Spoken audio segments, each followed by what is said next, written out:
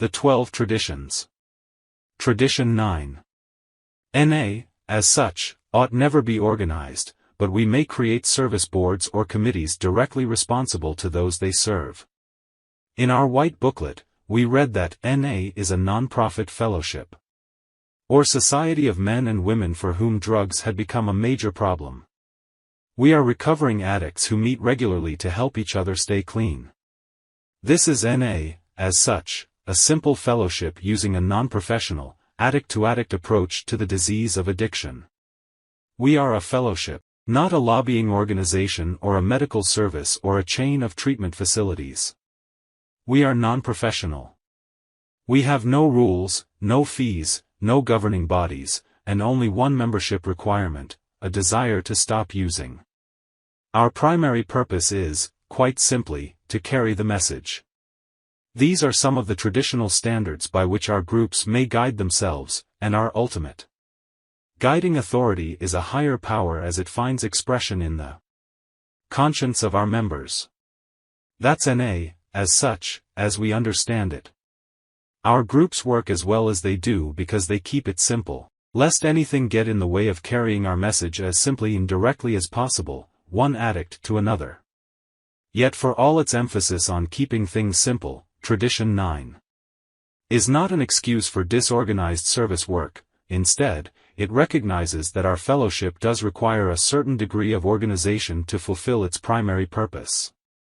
Rather than recommend that NA groups themselves become organized, the 9th tradition suggests that groups organize separate boards and committees to serve their needs. Sooner or later, the groups realize the potential they have in this committee of representatives. Through this committee, the groups can combine their guidance and resources so that each of them can function more effectively and all, together, can carry the message farther.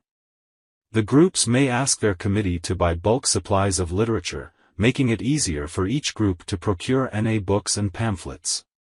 The groups might ask their committee to compile a directory for distribution at meetings throughout the area, making it easier for addicts to find out where NA meetings are being held.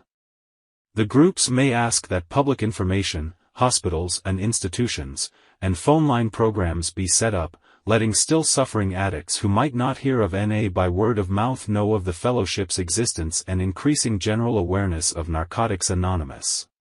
The point is, the development of these services is based squarely on the group's needs.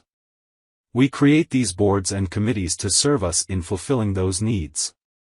First, the groups define their needs, then, they create the boards and committees which will serve them. Once created, how do we assure that our service boards and committees will remain directly responsible to those they serve? We do this, first and foremost, through consistent communication. Through their representatives, groups communicate with the boards and committees serving them. The groups provide regular information about their condition and their activities. They communicate their concerns, their needs, their ideas, and their wishes.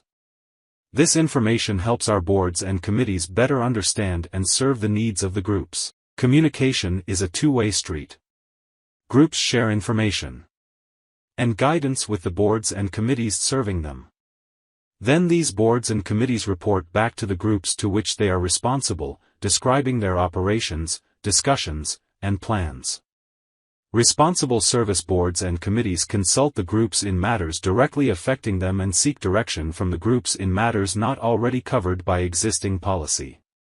By maintaining regular two-way communication between NA groups and the boards and committees serving them, we create an atmosphere of responsibility that serves our fellowship and its primary purpose well. Applying spiritual principles. Because the 9th tradition empowers the groups to establish a service structure, not a simple thing, many of us think of Tradition 9 as being very complex. In reality, the spiritual principles underlying this tradition are very simple. The 9th tradition focuses, first, not on the relationship between groups and service committees but on NA, as such. We are a fellowship of recovering addicts who help one another stay clean, nothing more. Whenever possible, organized service work should be kept distinct from the groups so that they can remain free to simply and directly fulfill our primary purpose, addict to addict. The boards and committees we organize on the basis of need only, using the simplest guidelines possible. We organize them solely to serve us, not to establish a complex governing bureaucracy. The ninth tradition is far from complicated, in fact, it speaks throughout of simplicity. In the same way, tradition 9 speaks of anonymity.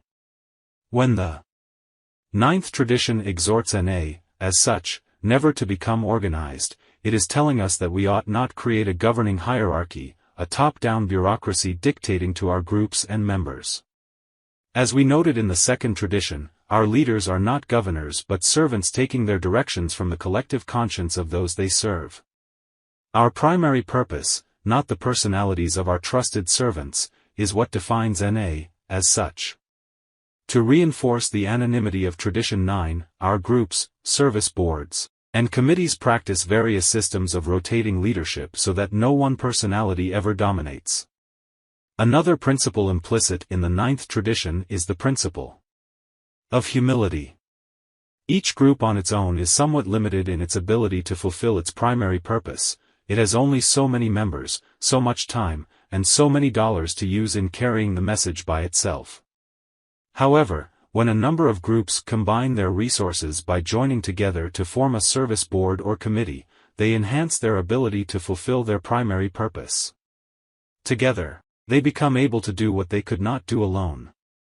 The principle of humility also applies to the boards and committees spoken of in our ninth tradition.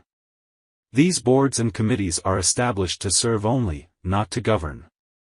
They are directly responsible to the groups and are always subject to the explicit direction of the groups.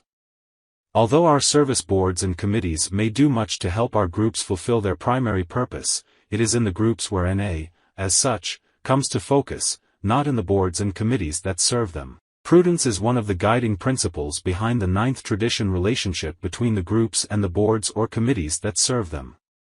Groups are responsible to consider their needs carefully, planning prudently before they create boards and committees. There is nothing that will complicate the simplicity of as such, more than a needlessly elaborate array of committees, boards, and subcommittees. The group's responsibility does not end with the establishment of a board or committee to fulfill their service needs. In fact, that is only the beginning. As long as the committee remains active, the groups should maintain familiarity with its affairs. The groups should also provide continuing guidance to the committee. Our boards and committees cannot be held accountable to the groups they serve unless the groups play a responsible role in their service relationships. Finally, the ninth tradition speaks of fidelity. Narcotics anonymous groups join together, combining their resources to create service boards and committees that will help them better fulfill their primary purpose. Those boards and committees are not called to govern Narcotics Anonymous, they are called, rather, to faithfully execute the trust given them by the groups they serve. With a minimum of organization, our service boards and committees perform tasks on behalf of the groups, helping our groups remain free to do what they do best, simply and directly. Our fidelity to the ninth tradition assures that the simple, spontaneous atmosphere of recovery shared one addict to another in the NA group is never organized, legislated, or regulated out of existence.